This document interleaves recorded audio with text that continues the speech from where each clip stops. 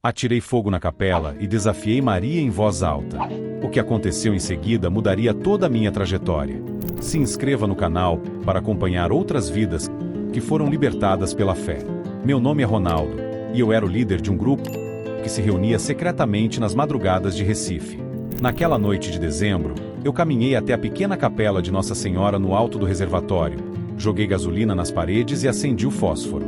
Enquanto as chamas subiam, eu gritei blasfêmias contra Maria, dizendo que ela era uma farsa e que meu mestre das trevas era superior. 3 segundos depois, uma explosão me jogou longe, e meu corpo ficou coberto de queimaduras de 3º grau. Pode parecer impossível que alguém chegue a esse ponto, mas eu cheguei. O homem que hoje fala com vocês não é o mesmo que naquela madrugada fria de dezembro decidiu desafiar o céu com fogo e ódio. Eu era Ronaldo Silva, 32 anos, morador do bairro de Casa Amarela, e durante 15 longos anos eu havia construído um império de revolta contra tudo que fosse sagrado. Tudo começou quando eu tinha 17 anos.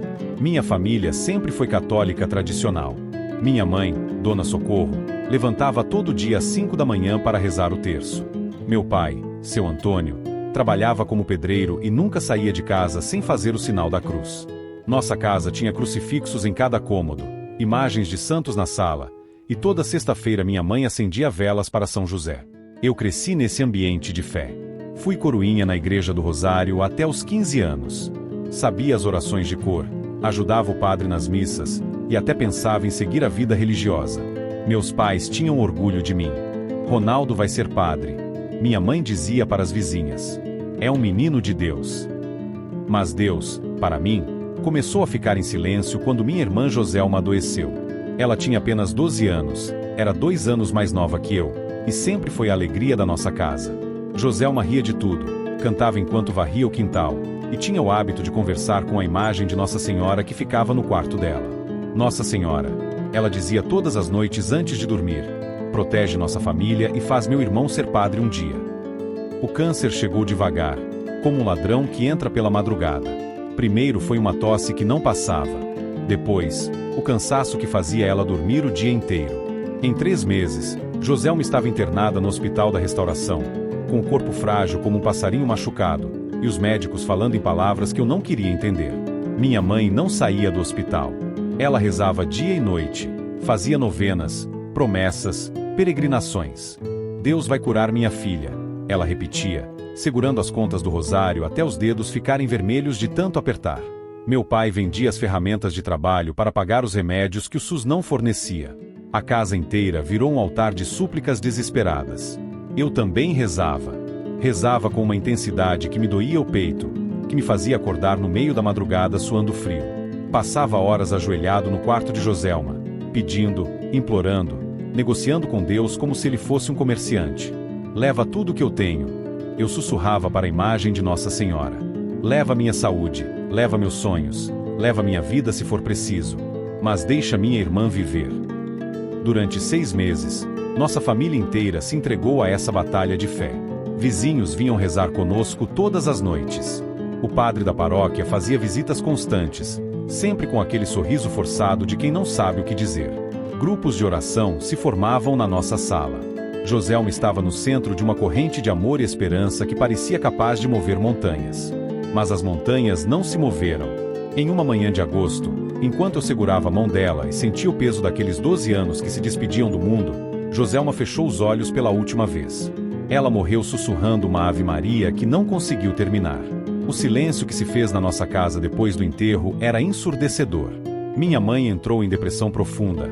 Passou semanas trancada no quarto chorando. Meu pai começou a beber, voltava para casa cambaleando e repetindo: para que serve trabalhar tanto se no final Deus leva o que a gente mais ama? E eu? Eu comecei a questionar tudo. Se Deus existia, por que tinha levado a pessoa mais pura que eu conhecia? Se Nossa Senhora era mãe de todos nós, por que não protegeu uma criança inocente? Se a oração tinha poder, por que 6 meses de súplicas não valeram de nada? Se a fé movia montanhas, por que não conseguiu mover uma doença? As perguntas se transformaram em raiva. A raiva se transformou em revolta. E a revolta se transformou em algo muito mais perigoso, uma sede de vingança contra o céu. Não era apenas luto. Era guerra. Parei de frequentar a igreja. Quando minha mãe me pedia para acompanhá-la na missa, eu respondia com rispidez que cortava o coração dela: Deus não me quer lá. E eu também não quero ele. Comecei a questionar as orações familiares, a ridicularizar os santos, a tratar com desprezo tudo que antes considerava sagrado. Meus pais achavam que era luto, que com o tempo voltaria ao normal. Mas eu não estava de luto. Eu estava em guerra. E nessa guerra, eu havia escolhido meu lado. Contra Deus, contra os santos, contra Nossa Senhora, contra tudo que representasse esperança em algo maior. Aos 18 anos, eu saí de casa numa manhã chuvosa de março, levando apenas uma mala pequena e o coração cheio de amargura. Aluguei um quartinho em Afogados e comecei a trabalhar como auxiliar de mecânico. Mas meu trabalho de verdade acontecia à noite. Eu havia descoberto livros sobre ocultismo, rituais antigos, práticas sombrias que prometiam poder sobre o destino. Se Deus não me ouvia quando eu pedia com humildade, talvez eu conseguisse ser ouvido quando exigisse com autoridade. Se Nossa Senhora não protegia quando eu implorava de joelhos, talvez outras forças respondessem quando eu as invocasse com ódio. Comecei sozinho, mas logo atraí pessoas como eu, feridas, revoltadas, sedentas de controle sobre suas dores. A primeira foi Joyce, uma mulher de 40 anos que havia perdido o marido em um acidente de moto justamente quando ele voltava da novena de terça-feira. Se Nossa Senhora protege quem tem fé, ela me disse na primeira reunião, porque meu marido morreu voltando da casa dela. Depois veio Ademir, um rapaz da minha idade que culpava a Deus pela pobreza extrema da família. Sua mãe havia morrido de AVC no meio de uma oração, caída bem em frente ao altar que ela montava todos os dias na sala. Minha mãe morreu rezando, ele dizia, com os olhos cheios de revolta. Morreu acreditando até o último segundo. E de que adiantou? Em pouco tempo, éramos um grupo de 7 pessoas que se reunia nas madrugadas para rituais que eu havia aprendido em livros proibidos. Cada pessoa ali trazia uma história de abandono divino, uma ferida aberta que sangrava ódio contra o céu. Minha casa virou um templo às avessas. Onde antes havia crucifixos, agora havia símbolos sombrios que eu desenhava nas paredes. Onde antes se rezava o terço, agora se faziam invocações de revolta.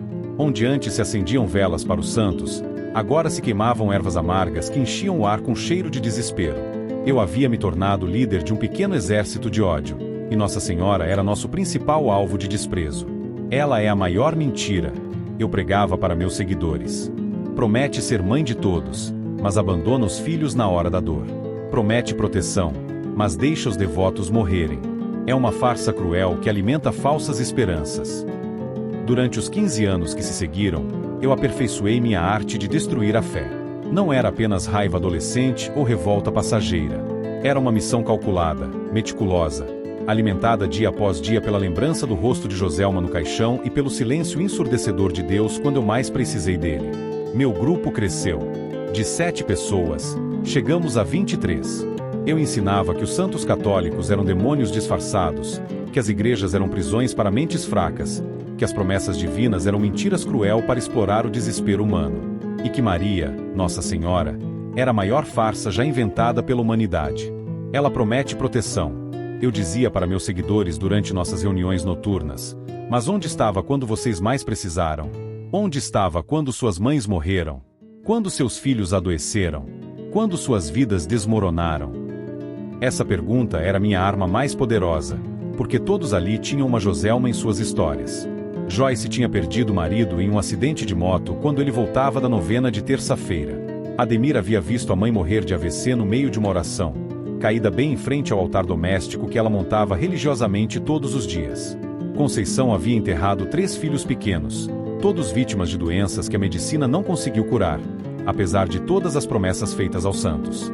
Cada pessoa que se juntava ao nosso grupo trazia uma ferida igual à minha, a sensação brutal de abandono pelo céu. E eu transformava cada lágrima em combustível para nosso ódio coletivo. Nossas reuniões aconteciam sempre às 3 da madrugada, na minha casa em Casa Amarela. Eu havia transformado a sala em um altar invertido, um antissantuário dedicado à revolta. Onde antes minha mãe colocava flores frescas para Nossa Senhora, agora havia velas negras que derretiam cera sobre símbolos sombrios.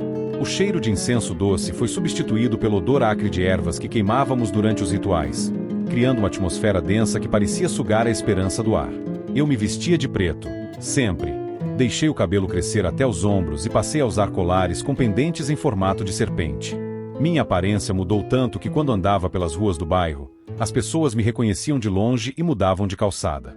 Ali vai o filho da Dona Socorro. Elas sussurravam entre si. Que tristeza o que aquele menino virou. Era tão religioso quando pequeno. Minha mãe tentava me visitar de vez em quando. Ela batia na porta com aquela voz cansada que eu conhecia desde criança. Ronaldo, meu filho, abre para a mamãe. Eu trouxe comida que você gosta. Mas eu não abria. Não porque não amasse ela. O amor estava lá, enterrado sob camadas de ódio, mas porque não suportava ver a decepção nos seus olhos. Dona Socorro havia perdido uma filha para o câncer e um filho para a revolta. Duas mortes diferentes, mas igualmente dolorosas para o coração de uma mãe. Durante esses anos, eu me especializei em atacar símbolos religiosos. Não era vandalismo comum, motivado por tédio ou álcool. Era algo muito mais profundo, mais pessoal, mais calculado. Eu escolhia capelas pequenas, especialmente aquelas dedicadas a Nossa Senhora, porque representavam exatamente o que eu mais odiava: a falsa promessa de proteção maternal. Estudava cada alvo durante semanas. Observava os horários de movimento, identificava as imagens mais veneradas, planejava cada detalhe do ataque. Não era apenas destruir, era profanar. Pichava as paredes com frases de blasfêmia que eu sabia que cortariam o coração dos fiéis. Quebrava imagens de forma ritual, não aleatória. Espalhava lixo nos altares, seguindo padrões que eu havia aprendido em livros de magia negra. Cada ato de profanação era, para mim, uma pequena vingança pela morte de Joselma. Era como se eu estivesse devolvendo para Deus e Nossa Senhora um pouquinho da dor que eles haviam me causado. Agora vocês sabem como é ver algo que amam sendo destruído. Eu pensava enquanto quebrava mais uma imagem. Os jornais locais começaram a noticiar esses ataques. Vândalos atacam símbolos religiosos em Recife, dizia uma manchete do Diário de Pernambuco. Onda de intolerância religiosa preocupa fiéis, dizia outra do Jornal do Comércio. Eu li essas matérias com satisfação perversa. Finalmente, eu estava causando o mesmo tipo de dor que Deus havia me causado. Meus seguidores me viam como um profeta da revolta, um libertador das mentiras religiosas. Ronaldo nos ensinou a verdade, Joyce dizia para novos membros que chegavam ao grupo. Ele nos libertou das ilusões que só causam sofrimento, completava Ademir, sempre com aquele brilho fanático nos olhos. Eles me traziam suas histórias de dor, e eu transformava cada lágrima em combustível para nossa missão de ódio. Ensinava técnicas de blasfêmia, rituais de desprezo, métodos para quebrar a fé alheia. Minha casa se tornou uma universidade do rancor, onde formávamos pequenos soldados na guerra contra o céu. Mas o ódio é um fogo que nunca se satisfaz. Quanto mais eu alimentava minha raiva, mais ela pedia. Pichar paredes não era mais suficiente. Quebrar imagens parecia pouco. Espalhar lixo em altares havia se tornado rotina. Eu precisava de algo maior, algo que marcasse definitivamente minha guerra contra Nossa Senhora. Foi então que eu decidi atacar a capela de Nossa Senhora no alto do reservatório. Era uma construção simples, pintada de azul e branco, que ficava no topo de uma colina íngreme na zona norte da cidade. As pessoas subiam lá para fazer promessas, acender velas, pedir proteção, levar flores. Exatamente o tipo de lugar que representava tudo que eu odiava. Durante semanas, eu planejei o ataque com precisão militar. Comprei 5 litros de gasolina comum e guardei numa lata velha no quintal de casa. Estudei os horários em que a capela ficava completamente vazia. Escolhi uma madrugada de dezembro, quando o vento estava forte e a lua estava escondida pelas nuvens pesadas do inverno pernambucano. Na noite do ataque, reuni meu grupo pela última vez. Todos estavam eufóricos, como soldados antes de uma batalha decisiva. Hoje, eu disse, olhando nos olhos de cada um dos meus 23 seguidores, vamos mostrar a verdade sobre a proteção de Maria. Vamos provar que ela não passa de uma estátua de gesso sem poder algum. Joyce batia palmas, os olhos brilhando de satisfação antecipada. Ademir gritava palavras de aprovação, ansioso para ver finalmente uma vitória concreta sobre os símbolos que tanto odiávamos. Outros ali murmuravam orações invertidas, invocações sombrias que eu havia ensinado a eles ao longo dos anos. Mas quando chegou a hora de sair, algo estranho aconteceu comigo. Pela primeira vez em 15 anos, eu hesitei. Olhei para aquelas pessoas ao meu redor, homens e mulheres que eu havia ensinado a odiar, que eu havia convertido à minha religião de revolta, e por um segundo senti algo parecido com pena. Não de mim, mas delas. Joyce tinha 57 anos e passava as noites inteiras acordada, alimentando rancor contra Deus em vez de tentar reconstruir sua vida. Ademir havia largado o emprego para se dedicar exclusivamente aos nossos rituais de ódio, vivendo de biscates e da amargura que eu havia plantado no coração dele. Conceição, que havia perdido 3 filhos, parecia ter envelhecido 20 anos nos últimos 5, consumida pelo veneno que eu despejava em sua alma a cada reunião. Por um momento, me perguntei se Joselma provaria o que eu havia me tornado. Minha irmã, que conversava com Nossa Senhora como se fossem amigas íntimas, que rezava até nos momentos de maior dor, ficaria feliz em saber que eu havia transformado sua morte numa desculpa para espalhar ódio pelo mundo? Mas a hesitação durou apenas alguns segundos. A raiva que eu havia cultivado durante 15 anos era mais forte que qualquer dúvida momentânea. Vamos, eu disse, pegando a lata de gasolina com mãos firmes. É hora de mostrar quem realmente tem poder aqui. É hora de Nossa Senhora aprender que suas mentiras têm consequências. Caminhei sozinho até a capela. Meus seguidores ficaram esperando na base da colina, como soldados aguardando o resultado de uma batalha decisiva. Eu queria fazer aquilo com minhas próprias mãos, assumir sozinho a responsabilidade pelo que estava prestes a acontecer. Era minha guerra pessoal contra Nossa Senhora, e eu precisava travá-la cara a cara com ela. Era quase 4 da manhã quando cheguei ao topo da colina. A capela estava silenciosa, pequena e frágil na escuridão, como uma criança dormindo desprotegida. As paredes azuis pareciam ainda mais pálidas sob a luz fraca das estrelas que conseguiam furar as nuvens espessas. A porta de madeira velha estava trancada, mas as janelas permitiam ver o interior simples, alguns bancos de madeira, um altar pequeno e a imagem de Nossa Senhora das Graças no centro. Há muito tempo eu não sentia medo, mas naquele momento algo estranho mexeu no meu peito. Não era medo da polícia ou das consequências legais. Era algo mais profundo, mais primitivo. Era como se eu estivesse prestes a cruzar uma linha da qual não haveria volta. Mas a raiva era mais forte que qualquer receio. Abri a lata de gasolina e comecei a derramar o líquido nas paredes externas da capela. O cheiro forte encheu meus pulmões, misturando-se com o perfume noturno das árvores ao redor. O vento espalhou o odor acre, como se a própria natureza estivesse se preparando para testemunhar o que estava por vir. Quando terminei de molhar as paredes, tirei a caixa de fósforos do bolso da calça. Minhas mãos tremiam ligeiramente, não de medo, mas de excitação. 15 anos de ódio estavam concentrados naquele momento. 15 anos de perguntas sem resposta, de dor sem alívio, de orações sem eco. Risquei o primeiro palito. A chama pequena e amarela dançou no vento por alguns segundos, como se estivesse hesitando entre viver e morrer. Era o momento final. Todo o meu império de revolta, todas as pessoas que eu havia convertido ao ódio, toda a minha guerra contra o céu culminava naquele gesto simples: jogar o fósforo na parede molhada de gasolina. E foi isso que eu fiz. O fogo subiu pelas paredes como se tivesse vida própria. As chamas dançavam contra o azul da capela, criando sombras que pareciam demônios celebrando minha vitória. O calor bateu no meu rosto imediatamente, mas eu não recuei. Pelo contrário, me aproximei mais e comecei a gritar: Maria! Eu berrei para o céu escuro, com uma voz que rasgou a madrugada silenciosa.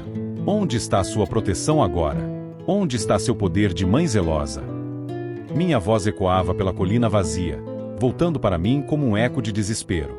Você é uma mentira, uma farsa que engana pessoas desesperadas. As palavras saíam da minha boca com uma fúria que eu havia guardado por 15 anos.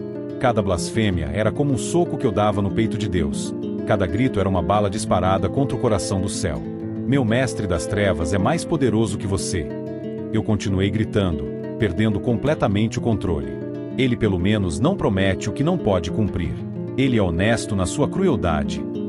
O fogo estava se espalhando rapidamente agora. A madeira velha da porta começou a estalar com pequenas explosões. As janelas pequenas refletiam as chamas como olhos chorando lágrimas de fogo. O teto de telhas antigas começava a fazer ruídos estranhos sob o calor crescente. Eu me sentia poderoso, invencível, como se finalmente tivesse conseguido provar meu ponto para o universo inteiro. Olha só sua capela queimando. Eu gritei mais alto ainda. Olha como sua proteção é inútil. Seus devotos vão chegar aqui amanhã e vão encontrar só cinzas. Vão entender que você nunca existiu de verdade. Foi então que aconteceu algo que eu jamais conseguirei explicar completamente. Algo que desafia qualquer lógica humana ou lei física que eu conheça. 3 segundos depois que eu terminei de gritar minhas blasfêmias mais terríveis, uma explosão me jogou longe da capela. Mas não foi o tipo de explosão que você vê em filmes, com barulho ensurdecedor e fumaça preta subindo ao céu. Foi silenciosa, mas com uma força que parecia vir de dentro da própria terra, como se o chão tivesse se tornado um catapulta gigante. Meu corpo voou pelos ares como uma boneca de pano jogada com raiva por uma criança. Senti meus pés deixarem o chão, meus braços girarem sem controle, minha cabeça rodopiar em direções impossíveis. Por alguns segundos eternos, eu flutuei no ar, vendo a capela ardendo embaixo e as estrelas girando acima. Depois veio o impacto. Uma dor que atravessou cada fibra do meu ser quando bati nas pedras afiadas, cerca de 10 metros abaixo da capela. Ouvi ossos estalando, senti músculos rasgando, experimentei uma agonia que parecia vir de outra dimensão. Quando consegui abrir os olhos depois de alguns minutos que pareceram horas, tudo estava diferente. Completamente diferente. Não havia mais fogo. A capela estava intacta, suas paredes azuis brilhando suavemente sob a luz das estrelas, como se nada tivesse acontecido. Nem uma marca de fumaça, nem um sinal de que algum incêndio tivesse ocorrido ali. Mas meu corpo estava em chamas de outro tipo. Queimaduras de 3º grau cobriam meus braços, meu peito, meu rosto, minhas pernas. A pele estava derretida como cera de vela deixada ao sol, em tons de vermelho e preto que eu nunca havia visto em carne humana. A dor era tão intensa que eu não conseguia nem gritar. Era como se minha garganta tivesse esquecido como produzir som. Tentei me levantar, mas não havia força nas minhas pernas. Tentei chamar por ajuda, mas minha voz saía como um sussurro rouco que o vento carregava para longe. O cheiro da minha própria carne queimada misturou-se com algo completamente inesperado. Um perfume doce de rosas que vinha de algum lugar que eu não conseguia identificar. Fiquei ali, caído entre as pedras, esperando morrer. Parte de mim queria que a morte chegasse logo para acabar com aquela tortura que superava qualquer dor que eu já havia imaginado. Mas outra parte, uma parte pequena e escondida que eu achava que havia destruído para sempre, sussurrava uma palavra que eu não pronunciava há 15 anos: socorro. As horas passaram devagar como séculos. A dor não diminuía, mas estranhamente eu não perdia a consciência. Era como se alguma força me mantivesse acordado para experimentar cada segundo daquela agonia, cada onda de sofrimento que percorria meu corpo destruído. Foram os bombeiros que me encontraram na manhã seguinte. Um morador da área havia visto o que pensou ser fumaça na colina durante a madrugada, chamado Corpo de Bombeiros, preocupado com a possibilidade de incêndio florestal. Quando a equipe de resgate chegou lá em cima, encontraram uma cena impossível de entender. A capela perfeitamente conservada, sem nenhuma marca de fogo, suas paredes azuis limpas como se tivessem sido pintadas no dia anterior. E eu, agonizando entre as pedras com o corpo destruído por queimaduras que não faziam sentido lógico algum. Como é que pode? Eu escutei um bombeiro dizer para o outro, suas vozes chegando até mim como ecos distantes. Não tem marca de fogo nenhuma na igreja, mas o cara está queimado da cabeça aos pés. Parece que alguém jogou ele numa fogueira. Me levaram para o Hospital da Restauração, exatamente o mesmo hospital onde Joselma havia morrido 17 anos antes. A ironia não passou despercebida nem mesmo no meu estado de semiconsciência. Eu estava voltando ao lugar onde tudo havia começado, mas agora eu era o que estava morrendo. Quando chegamos ao pronto-socorro, ouvi a comoção que minha chegada causou entre os médicos. Dr. Henrique, o chefe da equipe médica de queimados, examinou meu estado e balançou a cabeça com incredulidade. Queimaduras de 3º grau em 80% do corpo. Ele murmurou para as enfermeiras. É impossível este homem ainda estar consciente. Foi só quando me estabilizaram que Dr. Henrique chamou minha mãe. Dona Socorro, eu escutei ele dizer pelo telefone, seu filho Ronaldo está internado aqui em estado gravíssimo. A senhora precisa vir o mais rápido possível. Minha mãe chegou 3 horas depois, acompanhada do meu pai e de 2 vizinhas. Quando ela entrou no quarto onde eu estava internado, eu esperava ver raiva nos seus olhos. Esperava ouvir reproches, talvez até um bem-feito murmurado entre lágrimas. Mas Dona Socorro fez algo que me quebrou mais do que todas as queimaduras juntas. Ela se ajoelhou ao lado da minha cama, pegou minha mão queimada entre as dela, sem se importar com o aspecto terrível da minha pele derretida, e começou a rezar o terço. Ave Maria cheia de graça. Ela sussurrava, e suas lágrimas caíam no lençol branco do hospital. O Senhor é convosco. Sua voz tremia, mas continuava firme na oração que conhecia de cor desde criança. Bendita sois vós entre as mulheres, e bendito é o fruto do vosso ventre, Jesus. Eu queria dizer para ela parar. Queria gritar que aquelas orações eram inúteis, que Nossa Senhora não existia, que ela estava perdendo tempo com um filho que não merecia salvação. Mas não conseguia falar. Só conseguia ouvir aquela voz que me havia cantado cantigas de ninar quando eu era criança.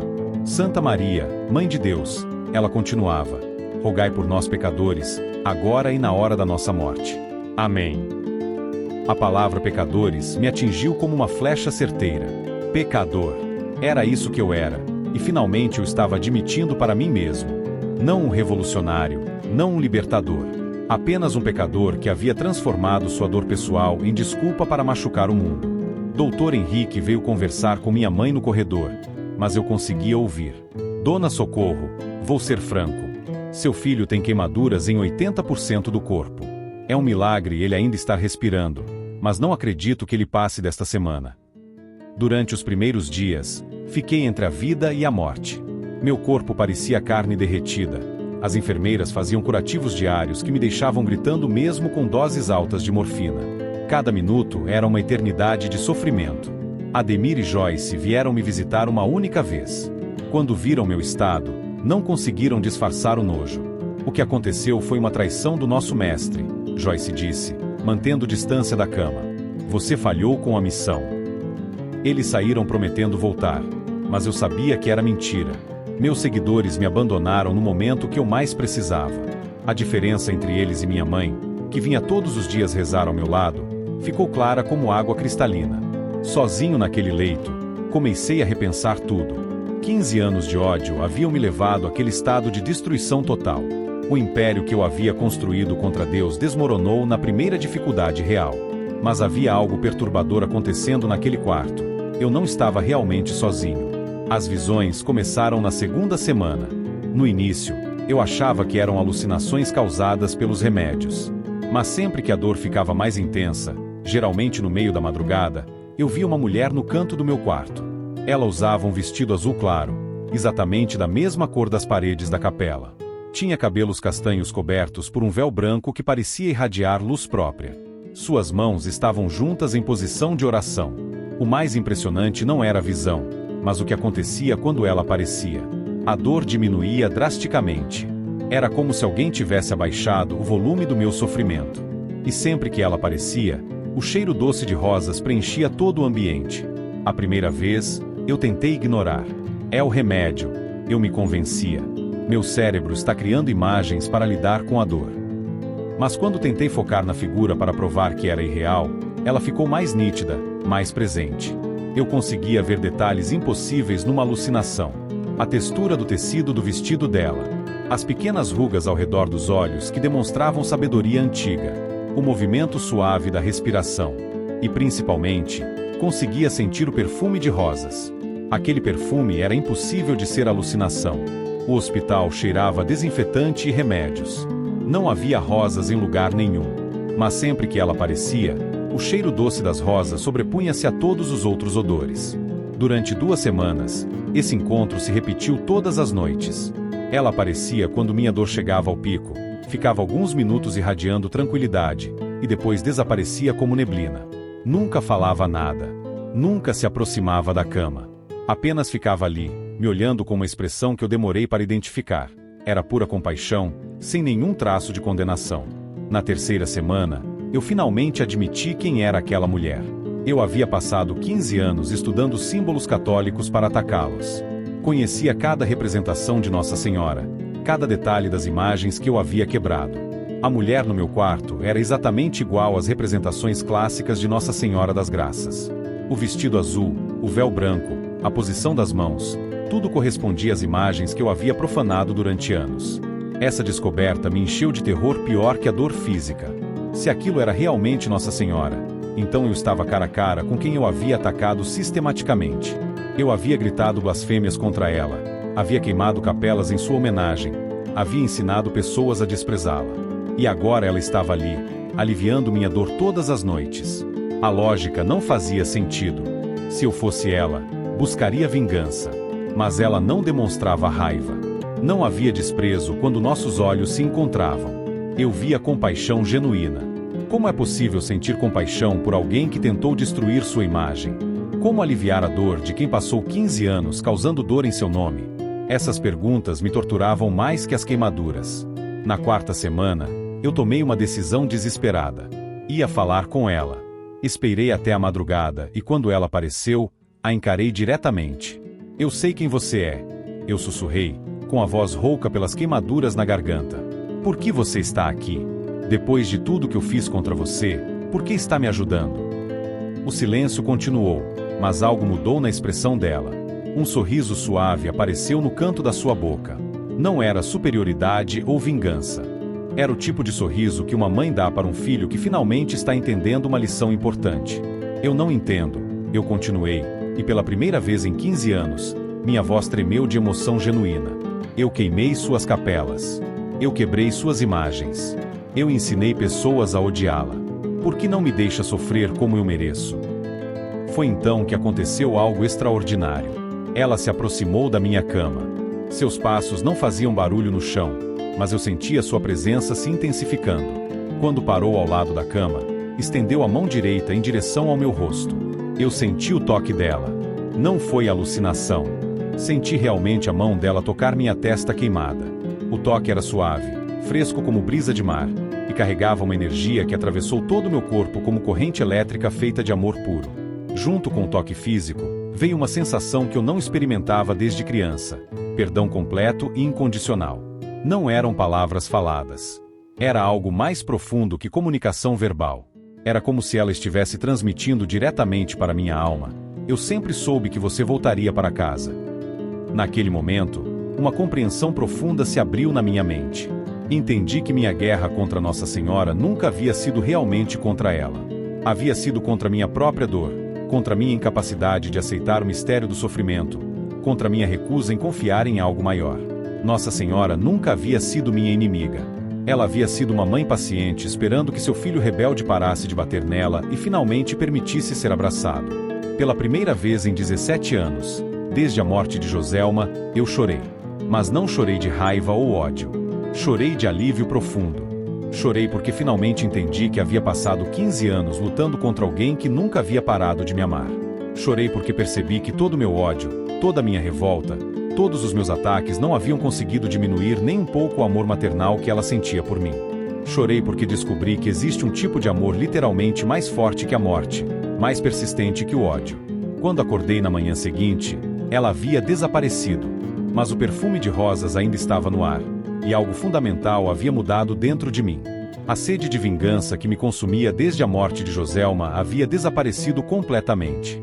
No lugar dela, havia um vazio esperançoso de quem finalmente tem espaço no coração para receber algo novo. 3 dias depois daquele encontro sobrenatural, aconteceu algo que os médicos do Hospital da Restauração ainda discutem até hoje. A enfermeira Dalva entrou no meu quarto para fazer o curativo de rotina.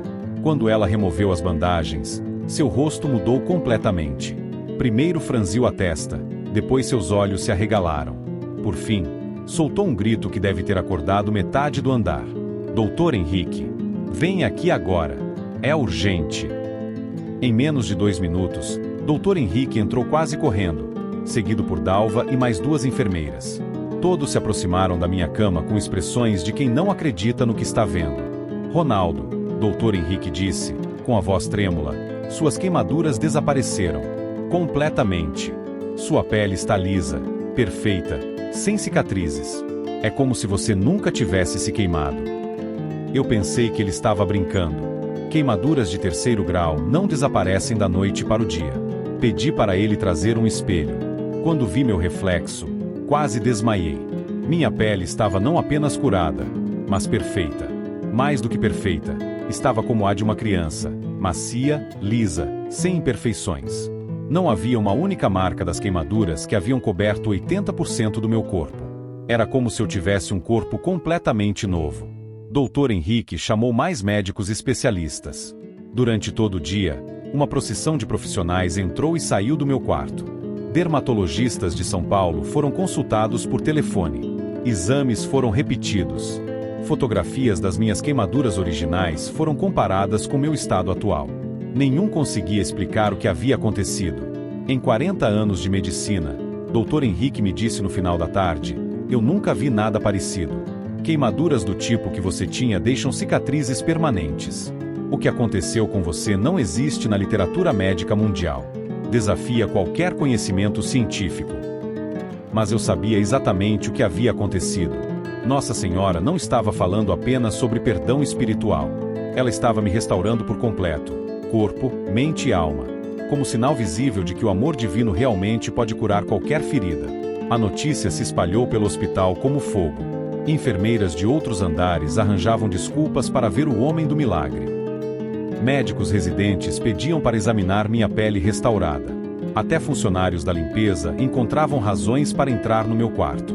Quando minha mãe soube, ela entrou chorando e se jogou de joelhos ao lado da cama. Nossa Senhora das Graças, ela repetia entre soluços, obrigada por devolver meu filho para mim. Obrigada por mostrar que teu amor é mais forte que qualquer coisa. Mas eu sabia que a restauração do meu corpo era apenas o começo. Agora eu precisava lidar com as consequências espirituais e sociais. Eu tinha um passado de 15 anos para acertar, um grupo de seguidores para desenganar e uma nova missão para descobrir. Por que milagres como esse não acontecem por acaso? Eles sempre vêm com um propósito, sempre carregam uma responsabilidade. Nossa Senhora não me curou para que eu simplesmente ficasse quieto e agradecido. Ela me curou para que minha história se tornasse uma ponte entre a dor e a esperança. Quando recebi alta do hospital, a primeira coisa que fiz foi procurar Ademir e Joyce. Encontrei Ademir numa oficina mecânica. Quando me viu completamente curado, ele quase derrubou a ferramenta. Ronaldo, você não estava no hospital queimado? Contei para ele tudo o que havia acontecido. Ademir me ouviu com descrença. Cara, você bateu a cabeça? Isso não faz sentido. Faz todo sentido, eu respondi. Ademir, nós estávamos errados. Nossa Senhora não é inimiga. Ela é mãe. E mães perdoam os filhos, não importa o que eles façam. Joyce foi mais difícil. Quando me viu curado, começou a chorar. Eu pensei que nosso mestre das trevas havia te castigado. Joyce, não existe mestre das trevas. Existe apenas um Deus que nos ama, e uma Mãe Celeste que intercede por nós. Passei semanas procurando cada membro do meu antigo grupo. Foram conversas difíceis. Muitos me rejeitaram. Disseram que eu havia enlouquecido. Mas alguns ouviram e decidiram me acompanhar numa nova caminhada. O perdão público foi a parte mais aterrorizante. Padre Guilherme me ajudou a organizar tudo na própria capela que eu havia tentado incendiar. A notícia se espalhou. O ex-satanista que foi curado vai dar seu depoimento. No domingo marcado, cerca de 200 pessoas se reuniram na colina. Quando me chamaram para falar, caminhei com as pernas trêmulas. Meu nome é Ronaldo Silva, eu comecei. E eu sou a pessoa que, durante 15 anos, atacou capelas e igrejas nesta região. Contei minha história completa. A morte de Joselma, os anos de ódio, os ataques, o acidente, as aparições de Nossa Senhora e a cura milagrosa. Conforme eu falava, vi lágrimas nos olhos de várias pessoas. Eu não posso desfazer o que fiz, eu disse no final. Mas posso usar o resto da minha vida para consertar o mal que causei. Ajoelhei-me diante da multidão. Eu peço perdão a todos vocês. Peço perdão a Nossa Senhora, que mesmo depois de tudo que eu fiz, nunca deixou de cuidar de mim. Então, algo inesperado aconteceu. Uma senhora idosa se levantou, caminhou até onde eu estava e segurou meu rosto. Filho, você já está perdoado. Agora levanta daí e conta para o mundo inteiro o que ela fez na sua vida. Um por um, outras pessoas começaram a se aproximar. Não para me condenar, mas para me abraçar. Em 15 minutos, aquela colina se transformou numa celebração de perdão e reconciliação. Hoje, 5 anos após minha conversão, trabalho meio período numa gráfica cristã. O resto do tempo é dedicado ao que considero minha missão: visitar pessoas que estão passando por crises de fé. Hospitais, presídios, asilos. Onde há dor e revolta contra Deus, eu procuro estar presente. Carrego sempre no bolso uma pequena imagem de Nossa Senhora das Graças. Às vezes, quando converso com pessoas muito feridas, mostro a imagem e conto como ela apareceu para mim nos momentos mais difíceis. Muitos não acreditam na parte sobrenatural da minha história. Tudo bem. O importante não é acreditar em milagres. O importante é acreditar que o perdão é possível, que o amor é mais forte que o ódio, e que nunca é tarde demais para recomeçar. Não existem pessoas irrecuperáveis. Não existem feridas grandes demais para serem curadas. Não existem ódios fortes demais para serem transformados em amor. Posso afirmar isso porque vivi na própria pele a experiência de ser o pior inimigo de Nossa Senhora e descobrir que ela nunca desistiu de me amar. Nossa Senhora me ensinou que o amor de mãe verdadeira não tem limites. Que uma mãe autêntica não abandona o filho nem quando ele está completamente errado. Que o perdão maternal vai além da lógica humana e alcança profundezas que nossa mente não consegue compreender. Se você chegou até aqui nesta história, talvez seja porque também carrega alguma ferida profunda, alguma mágoa antiga, algum questionamento doloroso sobre Deus. Talvez você tenha perdido alguém muito importante e não consegue entender por que isso teve que acontecer. Talvez você se sinta abandonado pelo céu em momentos cruciais da sua vida. Eu não tenho respostas prontas para suas perguntas mais difíceis. Não posso explicar por que coisas terríveis acontecem com pessoas boas. Não posso prometer que sua dor vai desaparecer magicamente se você apenas acreditar. Mas posso te garantir uma coisa: você não está sozinho na sua dor, por mais isolado que se sinta. E existe uma saída real para o buraco escuro onde talvez você esteja agora. Pode não ser a saída que você espera, pode não acontecer no tempo que você gostaria, pode não seguir o caminho que você imagina. Mas existe. Qual foi o momento mais inesperado em que você sentiu que não estava completamente sozinho, mesmo no meio da sua maior dor?